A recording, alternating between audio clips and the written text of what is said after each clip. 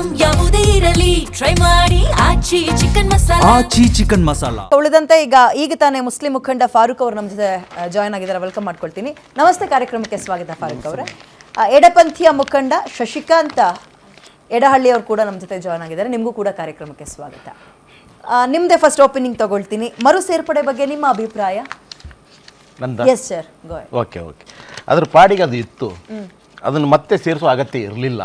ಯಾಕಂದರೆ ಒಂದೇ ಮಾತರಂ ಎಲ್ಲರೂ ಒಪ್ಪಿಕೊಂಡಿದ್ದಾರೆ. ಅದರ 2 ಸ್ಟ್ಯಾಂಜಾನ ಮೊದಲಿಂದ ಹಾಡ್ಕೊಂಡು ಬಂದಿದ್ದೇವೆ. ಆದರೆ ಅದನ್ನು ಕಡ್ಡಾಯ ಮಾಡುವುದಾಗಲಿ ಅಥವಾ ಅಲ್ಲಿರ್ತಕ್ಕಂಥ 6 ಸ್ಟ್ಯಾಂಜಾನ ಹಾಡಲೇಬೇಕು ಅನ್ನೋದಾಗಲಿ ಮತ್ತು ರಾಷ್ಟ್ರಗೀತೆಗಿಂತ ಮುಂಚೆ ಅದನ್ನು ಹಾಡಬೇಕು ಅನ್ನೋದಾಗಲಿ, ಅಕಸ್ಮಾತ್ ಹಾಡದೇ ಇದ್ದರೆ ಎದ್ದು ನಿಲ್ಲದೇ ಇದ್ದರೆ 3 ವರ್ಷ ಕಠಿಣ ಶಿಕ್ಷೆ ಕೊಡ್ತೀವಿ ಅಂತ ಹೇಳೋದಾಗಲಿ, ಇವುಗಳಂದರೆ ಹೇರಿಕೆ ಆಗುತ್ತೆ. ಆದ್ದರಿಂದ ಇವುಗಳು ಬೇಕಿರಲಿಲ್ಲ, ಅನಗತ್ಯವಾಗಿತ್ತು. ಈಗ ದೇಶ ಹಲವಾರು ಸಮಸ್ಯೆಗಳನ್ನ ಎದುರಿಸ್ತಾ ಇದೆ. ಇಂಥ ಸಂದರ್ಭದಲ್ಲಿ ಈ ರೀತಿಯಾದಂಥ ಒಂದು ಭಾವನಾತ್ಮಕವಾಗಿರ್ತಕ್ಕಂಥ ವಿಚಾರವನ್ನು ತರುವ ಅಗತ್ಯ ಇರಲಿಲ್ಲ. ಆದ್ದರಿಂದ ಮೊದಲು ನ್ಯಾಯಯುತವಾಗಿ ಜನರ ಸಮಸ್ಯೆಗಳನ್ನ ಚರ್ಚಿಸಲು ಅವಕಾಶ ಕೊಡುವ ಕೆಲಸವನ್ನು ದಯವಿಟ್ಟು ಮಾಡಿ.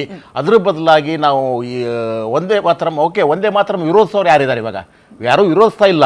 ಆದರೆ ಅದನ್ನು ಪೂರ್ತಿ ಸಹಜ ಬೇಕಿಲ್ಲ. ಯಾಕಂದರೆ ಈಗಾಗಲೇ ಹಿಂದುಗಡೆಗೆ 1935ರಲ್ಲಿ ಅದರ ಬಗ್ಗೆ ಚರ್ಚೆ ವಿಚಾರಗಳು ಎಲ್ಲ ಮಾಡಿ ನಮ್ಮ ಇದು ಸಂವಿಧಾನ ಎಲ್ಲ ಧರ್ಮಕ್ಕೆ ಸಂಬಂಧಪಟ್ಟದ್ದಾಗಿದೆ.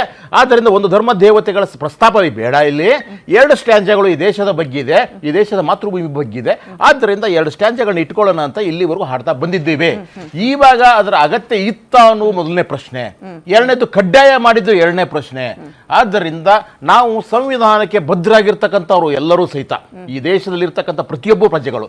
ಆಮೇಲೆ ಇದು ಮಾತೃಭೂಮಿ ಅಂತ ನೀವೇನು ಹೇಳ್ತೀವಿ, ಈ ಭೂಮಿ ಅಂತ ಏನು ಹೇಳ್ತೀವಿ, ಇದು ಎಲ್ಲರಿಗೂ ಸಂಬಂಧಪಟ್ಟದ್ದು. ಇದು ಯಾವ ಒಂದು ಧರ್ಮಕ್ಕೆ, ಒಂದು ಸಮುದಾಯಕ್ಕೆ ಅಥವಾ ಒಂದು ಜಾತಿಗೆ ಸಂಬಂಧಪಟ್ಟದ್ದು ಅಲ್ಲ. ಆದ್ದರಿಂದ ಇದು ಇಲ್ಲಿ ಇರ್ತಕ್ಕಂಥವ್ರು, ಇಲ್ಲಿ ದೇಶದಲ್ಲಿ ಇರ್ತಕ್ಕಂಥ ಪ್ರತಿಯೊಬ್ಬ ಭಾರತೀಯನೂ ಸಹಿತ ಈ ನೆಲವನ್ನು ಗೌರವಿಸ್ತಾನೆ, ಈ ದೇಶವನ್ನು ಗೌರವಿಸ್ತಾನೆ. ಇರೋ ಹಾಗೆ ಇಡಬೇಕಿತ್ತು. ಯಾಕೆ ಈಗ ಬೇಕಿರ್ಲಿಲ್ಲ, ಗಲಾಟೆ ಕಾರಣ ಮಾಡ್ತಾರೆ. ಈಗ ಬೇಕಾದ ಸಮಸ್ಯೆಗಳಿದಾವೆ. ಇವಾಗ ಒಂದು ಧರ್ಮ ದೇವತೆಗಳ ಪ್ರಸ್ತಾಪ ಯಾಕೆ ಅನ್ನೋದು ನಿಮ್ಮ ಬರ್ತೀನಿ ನಾನು. ಫಾರೂಕ್ ಅವರೇ, ಈ ಮರು ಸೇರ್ಪಡೆ ಬಗ್ಗೆ ನಿಮ್ಮ ಫಸ್ಟ್ ಓಪನಿಂಗ್ ಕಾಮೆಂಟ್. ಈಗ ಫುಲ್ ಡೀಟೇಲ್ ಆಗಿ ಅವ್ರು ಹೇಳಿದ್ರು.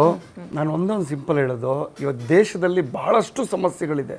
ಪ್ರತಿಯೊಬ್ಬರಿಗೂ ಗೊತ್ತು ಎಂಥ ಸಮಸ್ಯೆಗಳಿಂದ ನಾವು ಕಾಡ್ತಾ ಇದ್ದೀವಿ ಅಂತ ಹೇಳ್ಬಿಟ್ಟು. ಅದನ್ನು ಬಿಟ್ಟು ಅವ್ರೇನು ಗೊತ್ತಾ, ನಾವೇನು ಕೆಲಸಗಳನ್ನ ಮಾಡಿದ್ದೀವಿ ಅದನ್ನು ಮುಚ್ಚಿಡೋದಕ್ಕೋಸ್ಕರ ಇರಲಿ ಮತ್ತು ಯಾವುದೇ ವಿಚಾರಗಳನ್ನ ಇರಲಿ, ಬರೀ ಏನು ಮಾಡ್ತಾಯಿದ್ದಾರೆ ಅಂದರೆ ಯಾವ ರೀತಿನ ಡೈವರ್ಟ್ ಮಾಡಬೇಕು ಅದನ್ನು ಯೋಚನೆ ಮಾಡ್ತಾಯಿದ್ದಾರೆ. ಮಾಧ್ಯಮದಲ್ಲಿ ನೀವು ನೋಡ್ತಾ ಇರ್ಬೋದು, ಬಹಳಷ್ಟು ವಿಚಾರಗಳು ಬರ್ತಾ ಇರುತ್ತೆ. ಆ ಡೆವಲಪ್ಮೆಂಟ್ ಬಗ್ಗೆ ಯಾರೂ ಮಾತಾಡಲ್ಲ. ಡೆವಲಪ್ಮೆಂಟ್ ಅಂತ ಹೇಳಿದ ತಕ್ಷಣ ಏನಾಗುತ್ತೆ ಗೊತ್ತಾ, ಅದು ಬಹಳ ಕೇಳಿದ್ದೀವಿ ಬಿಡ್ರಿ, ಅದ್ರ ಬಗ್ಗೆ ಯಾಕೆ ಮಾತಾಡಬೇಕು, ಎಲ್ಲಾದರೂ ಯಾಕೆ ಸುಮ್ಮನೆ ಅದು ಮಾತಾಡಿದ್ರೆ ಏನು ಪ್ರಯೋಜನ ಇಲ್ಲ, ಆಗೋದಿಲ್ಲ ಅಂತ. ಅಂದರೆ ಆಗುತ್ತೆ ಯಾವಾಗ ನಾವು ಪ್ರಯತ್ನ ಪಟ್ಟರೆ ಅಲ್ವಾ ಆಗೋದು. ನಾವೆಲ್ಲರೂ ಸೇರಿ ಒಂದಾಗಿ ಪ್ರಯತ್ನ ಪಟ್ಟರೆ ಅಲ್ವಾ.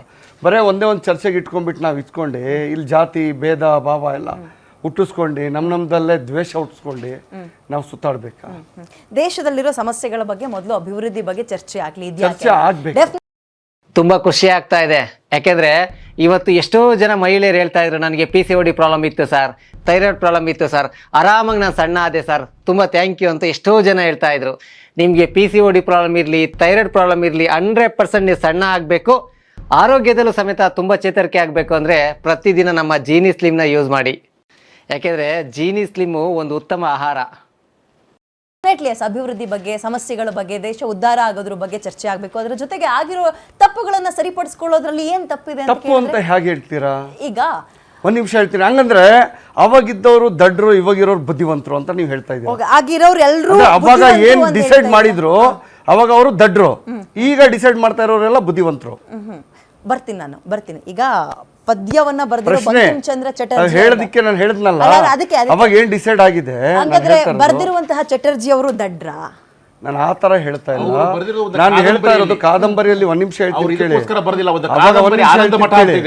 ಆನಂದ ಮಠದಲ್ಲಿ ಅಷ್ಟು ವರ್ಷ ಕಳೆದಾದ್ಮೇಲೆ ಮತ್ತೆ ಅದನ್ನ ರಿಪೀಟ್ ನಾವು ಎತ್ತಿ ಸೇರಿಸಬೇಕು. ಅದನ್ನ ಇಂಡಿಯನ್ ಒಪಿನಿಯನ್ ಪತ್ರಿಕೆಯಲ್ಲಿ ಇದೇ ಗಾಂಧೀಜಿ ಅವರು ಇಂತಹ ರಾಷ್ಟ್ರೀಯ ಗೀತೆ ಬೇರೆದಕ್ಕೆ ನಾವು ಕಂಪೇರ್ ಮಾಡಕ್ಕಾಗಲ್ಲ ಅಂತ ಅತ್ಯದ್ಭುತ ಗೀತೆ ಅಂತ. ಹಂಗಂದ್ರೆ ಗಾಂಧಿಯನ್ನು ವಿರೋಧಿಸಿ ನಾವು ಮಾತಾಡ್ದಂಗಾಗಲ್ವಾ, ಧಿಕ್ಕರಿಸ್ದಂಗಾಗಲ್ವಾ? ಸ್ವಾತಂತ್ರ್ಯಕ್ಕೆ ಸಂಬಂಧಪಟ್ಟ ಹಾಗೆ ಆವಾಗ ಒಂದೇ ಮಾತ್ರ ಅನ್ನುವಂತ ಘೋಷಣೆ ಅಗತ್ಯವಾಗಿತ್ತು. ಯಾಕಂದ್ರೆ ಅಲ್ಲಿ ಬೇರೆ ಒಂದ್ ನಿಮಿಷ ಬೇರೆ ದೇಶದ ಶತ್ರುಗಳು ನಮ್ಮ ಮೇಲೆ ಆಕ್ರಮಣಿಸಿಕೊಂಡಿದ್ರು.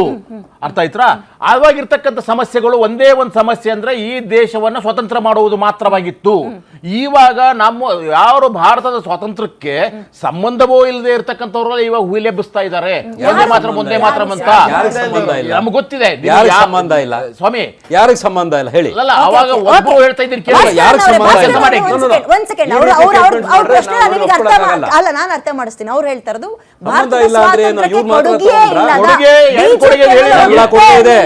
ಸಾವರ್ಕರ್ ಕೊಡುಗೆ ಇಲ್ವಾ? ಯಾರಿಲ್ಲ. ಗೇಟ್ ವೇ ಆಫ್ ಇಂಡಿಯಾದಲ್ಲಿ ಒಂದ್ ಹೆಸರು ತೋರಿಸಿ ನನಗೆ. ಒಂದ್ ನಿಮಿಷ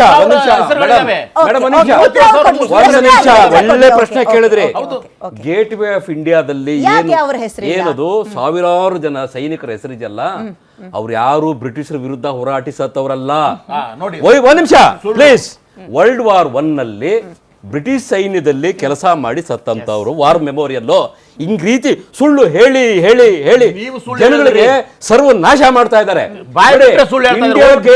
ಇಂಡಿಯಾ ಗೇಟ್ ಅಲ್ಲಿ ಎಷ್ಟು ಜನ ಸೈನಿಕರು ಸತ್ತಿದ್ದಾರೆ? ಅವ್ರು ಯಾರು?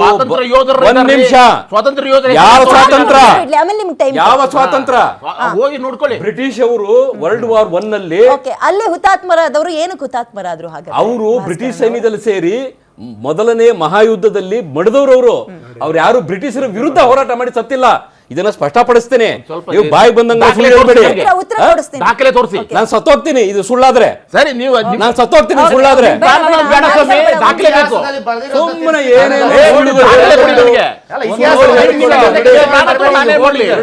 ವಿದ್ಯಾ ಅವರೇ, ದಾಖಲೆಗಳು ಕೊಡಿ. ವಿದ್ಯಾ ಅವರೇ, ಒಂದ್ ನಿಮಿಷ. ಈಗಲೂ ನೀವು ವಿಕಿಪೀಡಿಯಾ ಅಲ್ಲಿ ಇಂಡಿಯಾ ಗೇಟ್ ಇದೆಯಲ್ಲ, ಅದರಲ್ಲಿ ಸತ್ತಂತಹ ಸ್ಮಾರಕದಲ್ಲಿದಲ್ಲ, ಆ ಹೆಸರುಗಳು ಯಾತಕ್ಕೋಸ್ಕರ ಸತ್ರು ಅಂತ ಅಲ್ಲೇ ಇದೆ. ಈಗ ನಾವು ಸುಳ್ಳು ಹೇಳ್ತಾರಪ್ಪ. ನಾನು ನೋಡಿದ್ದೀನಿ, ನಾನು ಪ್ರತಿ ವರ್ಷ ನೋಡ್ತೀನಿ.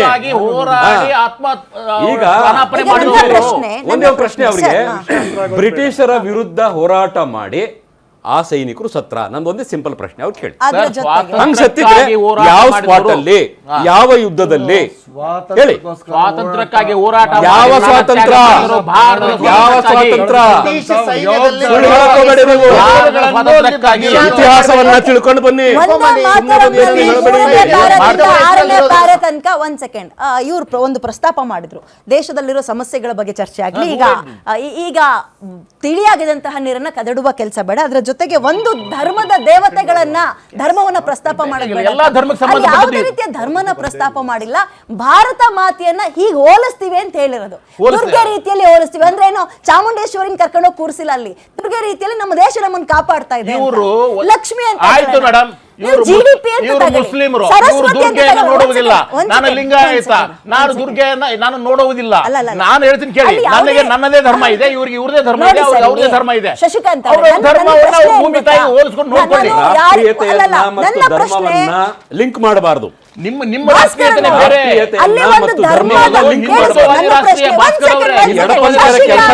ಶಶಿಕಾಂತ್ ಅವರೇ, ಮಾಡಕ್ ಸಾವಿರ ಕೆಲಸ ಇರ್ತದೆ.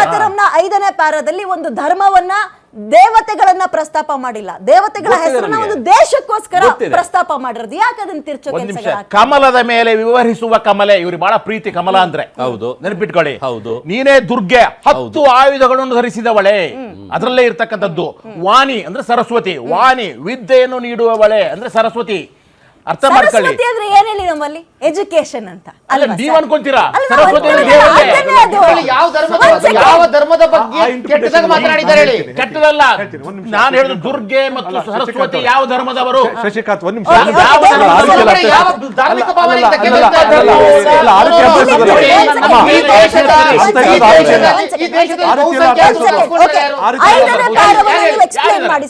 ನೀವು ಬ್ರಾಹ್ಮಣರಲ್ಲ ರೀ, ಬಹುಸಂಖ್ಯಾತ ಯಾವ ಧರ್ಮ? ದಲಿತರು ಯಾವ ಧರ್ಮದವರು ಹೇಳ್ತಾ ಇದ್ದೀರಿ?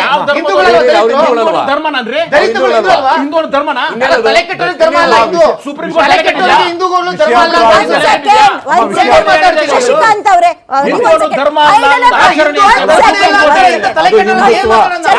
ಚರ್ಚೆ ಅರ್ಥಗರ್ಭಿತ.